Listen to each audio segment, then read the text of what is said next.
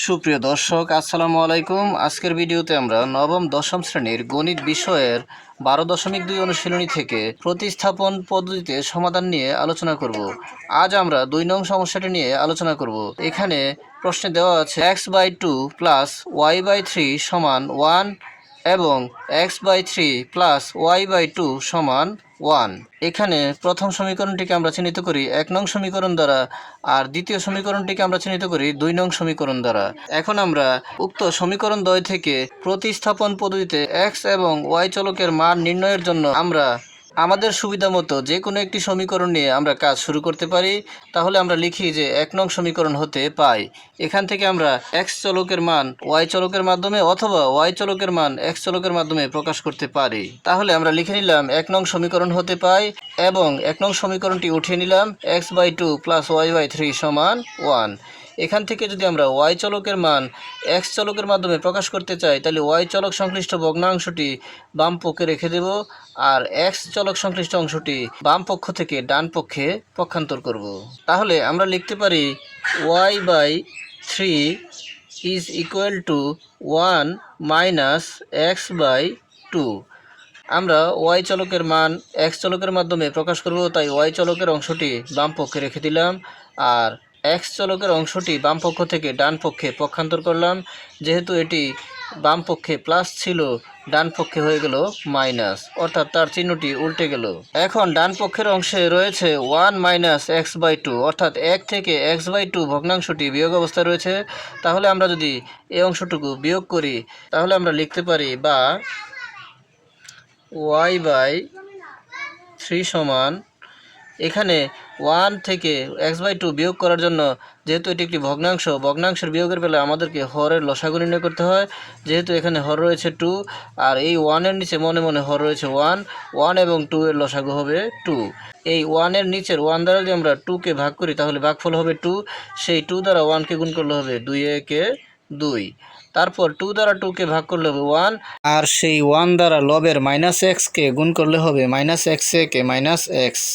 তাহলে আমরা পেয়ে গেলাম y/3 সমান 2 মাইনাস x/2। এখন আমরা y এর মান নির্ণয় করার জন্য বাম পক্ষের হর 3 কে ডান পক্ষের লব 2 মাইনাস x এর সাথে আর গুণ করে দেব।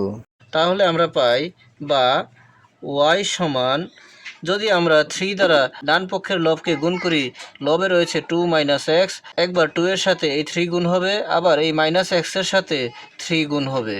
যদি আমরা 2 এর সাথে 3 গুণ করি তাহলে হবে 3 দুগুণে 6, আর মাইনাস এক্স এর সাথে যদি আমরা 3 গুণ করি তাহলে হবে মাইনাস 3x/2 হর 2।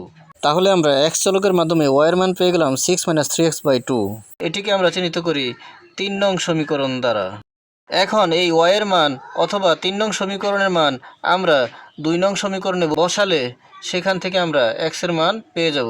তাহলে আমরা লিখতে পারি এখন 3 নং সমীকরণের মান 2 নং সমীকরণে বসিয়ে পাই। তাহলে আমরা এখন লিখে নিলাম 3 নং সমীকরণের মান 2 নং সমীকরণে বসিয়ে পাই। 3 নং সমীকরণে যেহেতু আমরা y এর মান পেয়েছি, তাহলে 2 নং সমীকরণের y এর স্থলে আমরা এই 3 নং সমীকরণের y এর মানটি বসিয়ে দেব। তাহলে আমরা 3 নং সমীকরণটি এখন উঠিয়ে নেই যে x/3 প্লাস y/2 সমান 1। 3 নং সমীকরণের মান 2 নং সমীকরণে বসানোর জন্য আমরা 2 নং সমীকরণটি এখানে উঠিয়ে নিলাম।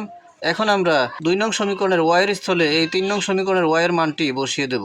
তাহলে আমরা পাই x/3 প্লাস, এখানে y এর স্থলে y এর মান বসবে, যেহেতু y লবে রয়েছে তাহলে এই মানটি লবে বসাতে হবে। তাহলে হবে 6 মাইনাস 3x/2, আর এখানে y এর নিচে হর ছিল 2, তাহলে এখানে হবে 2 সমান 1। এখানে x/3 প্লাস 6 মাইনাস 3x/2 এখানে 6 মাইনাস 3x/2 এর সাথে এই 2 ভাগ অবস্থায় রয়েছে। আমাদেরকে 6 মাইনাস 3x/2 এর সাথে এই হরের অংশটি গুণ দিয়ে বসিয়ে কাজ শেষ করতে হবে। আর আমরা যদি গুণ দিয়ে বসাই তাহলে এই লবের অংশটির সাথে এই হরের অংশটি গুণ অবস্থায় বসাতে গেলে হরে যে লব হর রয়েছে সেটি উল্টে যাবে, অর্থাৎ এই 2 এর নিচে মনে মনে 1 রয়েছে, সেই 1 চলে যাবে উপরে এবং 2 চলে যাবে নিচে। তাহলে হবে x/3 plus 6 minus 3x/2 into এই 2 চলে যাবে নিচে এবং 1 চলে যাবে উপরে, তাহলে হবে ইন্টু 1/2। তাহলে আমরা পাই x/3 প্লাস এখানে লবের সাথে লব গুণ এবং হরের সাথে হর গুণ হবে। তাহলে 1 এর সাথে 6 - 3x গুণ করলে হবে 6 - 3x একে 6 - 3x, আর 2 এর সাথে 2 গুণ করলে হবে 2 দুগুণে 4। এখন x/3 এর সাথে 6 - 3x/4 ভগ্নাংশটি যোগ অবস্থায় রয়েছে। যেহেতু এ দুটি ভগ্নাংশ, তাহলে এদের হরের লসাগু নির্ণয় করতে হবে। এখানে হর রয়েছে 3 এবং 4, 3 এবং 4 এর লসাগু হবে 12। লসাগু নির্ণয় করার পর আমাদেরকে যেই হরগুলার লসাগু নির্ণয় করেছে সেই হরগুলা দ্বারা আবার লসাগুকে ভাগ করতে হবে। অর্থাৎ 3 দ্বারা 12কে ভাগ করলে হবে 4, 3 - 4 = 12। সেই ভাগফল 4 দ্বারা 3 এর লব x কে গুণ করতে হবে, তাহলে হবে 4x।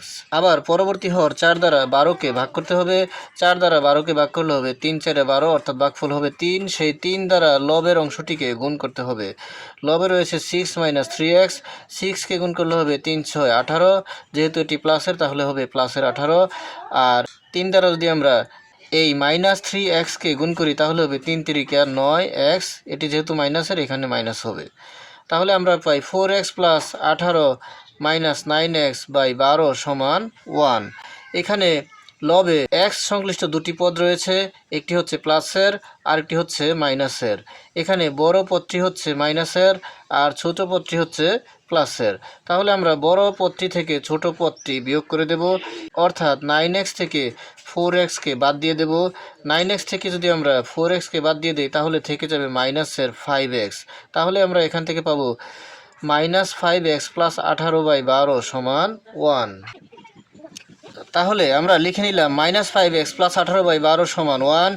এখন আমরা আড়াআড়ি গুণ করতে পারি বাম পক্ষের হরের সাথে ডান পক্ষের লব এবং বাম পক্ষের লবের সাথে ডান পক্ষের হর। যেহেতু ডান পক্ষে হর নেই, তাহলে 1 এর নিচে মনে মনে 1 ধরতে পারি।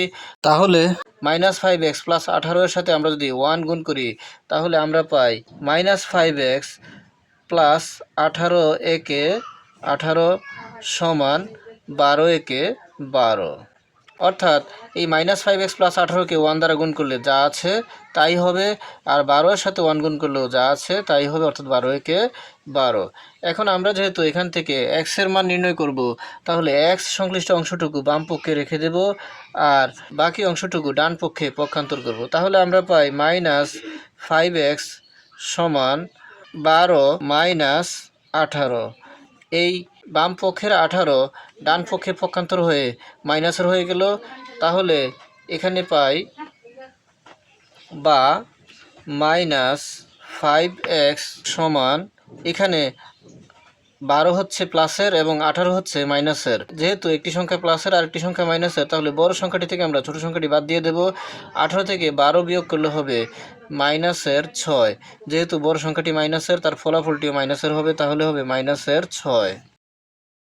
এখন যেহেতু আমরা এখান থেকে x এর মান নির্ণয় করব, তাহলে x-কে আমরা বাম পক্ষে রেখে দেব আর x এর সাথে যে -5 গুণ অবস্থায় রয়েছে সেই -5-কে বাম পক্ষ থেকে ডান পক্ষে পক্ষান্তর করব। আর যদি -5-কে বাম পক্ষ থেকে ডান পক্ষে পক্ষান্তর করি তাহলে ডান পক্ষের অংশের সাথে সেটি ভাগ অবস্থায় হবে। তাহলে আমরা পাই x = -6 ভাগ -5। এখানে লবের মাইনাস এবং হরের মাইনাস কাটা, তাহলে আমরা পেয়ে যাই সুতরাং x = 6/5। সুতরাং x = 6/5। এখন y এর মান নির্ণয় করার জন্য এখানে যে x এর মান পেয়েছি 6/5, সেই 6/5-কে আমরা 3 নং সমীকরণে x এর স্থলে বসিয়ে দেব। তাহলে এখন আমরা লিখতে পারি যে x এর মান 3 নং সমীকরণে বসিয়ে পাই। এখন আমরা লিখে নিলাম x এর মান 3 নং সমীকরণে বসিয়ে পাই।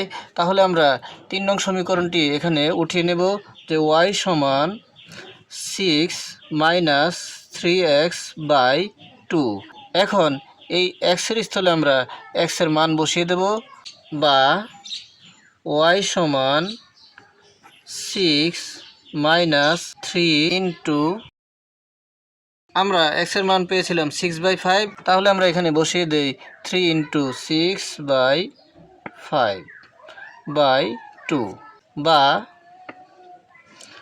y = এখানে 6 থেকে 3 × 6/5 বিয়োগ অবস্থায় রয়েছে। যেহেতু এখানে 3 × 6, 3 এর সাথে 6 গুণ অবস্থায় রয়েছে, তাহলে হবে 6 - 3 × 6 = 18/5/2, বা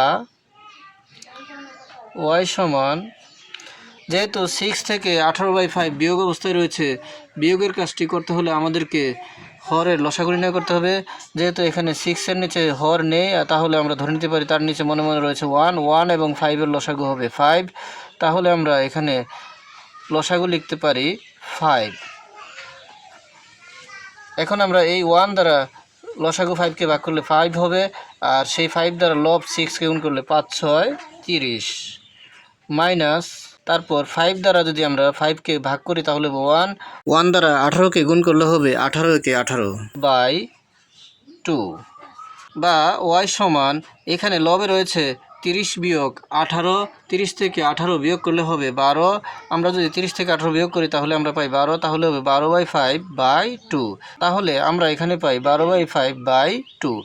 এই লবের সাথে এই 2 ভাগ অবস্থায় রয়েছে, আমাদেরকে এই লবের সাথে এটিকে গুণ দিয়ে বসাতে হবে। গুণ দিয়ে বসালে এই 2-এর নিচে মনে মনে হর রয়েছে 1, সেই 1 চলে যাবে উপরে আর এই 2 চলে যাবে নিচে। তাহলে আমরা পাই, বা ওয়াই সমান 12/5 অর্থাৎ লব ইন্টু এই হর উল্টিয়ে বসাতে হবে, অর্থাৎ 1 বসবে উপরে আর 2 বসবে নিচে, তাহলে হবে 1/2। এখন এই 2 দ্বারা আমরা এই 12কে ভাগ করতে পারি, যেহেতু উভয় ভগ্নাংশই গুণ অবস্থায় রয়েছে। তাহলে আমরা এই 2 দ্বারা 12কে ভাগ করলে হবে 6 দুগুণে 12। তাহলে আমরা ওয়াইয়ের মান পেয়ে গেলাম 6 × 1/5, অর্থাৎ 6-6/5। সুতরাং আমরা লিখতে পারি ওয়াই সমান 6/5। তাহলে আমরা এক্সের মান পেয়ে গেলাম 6/5 এবং ওয়াইয়ের মানও পেয়ে গেলাম 6/5। সুতরাং নির্ণেয় সমাধান x, y সমান 6/5, 6/5। তাহলে আমরা লিখে নিলাম নির্ণেয় সমাধান x, y সমান 6/5, 6/5। আজকের মতো এই পর্যন্তই। ভিডিওটি ভালো লাগলে লাইক, কমেন্ট ও শেয়ার করে দিবেন এবং চ্যানেলটি সাবস্ক্রাইব করে পাশে থাকার অনুরোধ জানিয়ে সকলের সুস্বাস্থ্য কামনা করে এখানেই শেষ করছি। আসসালামু আলাইকুম।